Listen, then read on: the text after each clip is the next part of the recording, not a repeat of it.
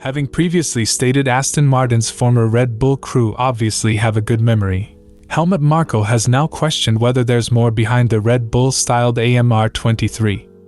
Over the past 2 years, Red Bull have lost key members to Aston Martin, most notably Andrew Alessi and Dan Fallows, who had been a part of Red Bull's design team. This raised eyebrows when Aston Martin put out on a heavily revised car last season, one that bore a striking resemblance to the Red Bull RB18. Red Bull questioned this, but the FIA found there was nothing untoward and the intellectual property for the AMR22 was all Aston Martin's. The team saying they in fact began working on the B-spec design back in 2021 before Fallows moved over.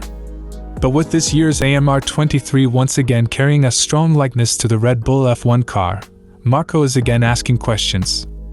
It's true that what Fallows had in his head cannot be erased, the Red Bull Motorsport advisor told Service TV.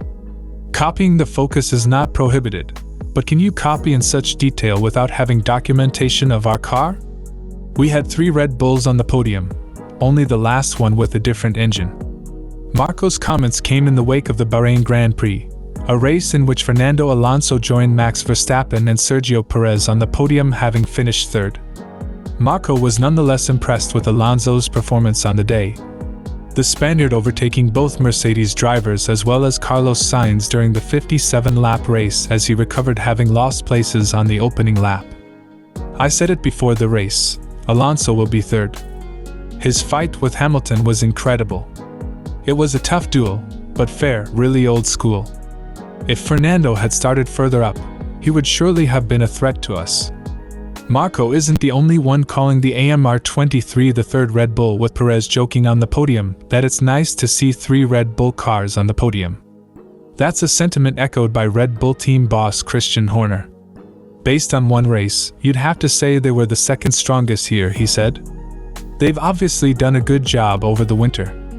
They say imitation is the biggest form of flattery, and it's good to see the old car doing so well.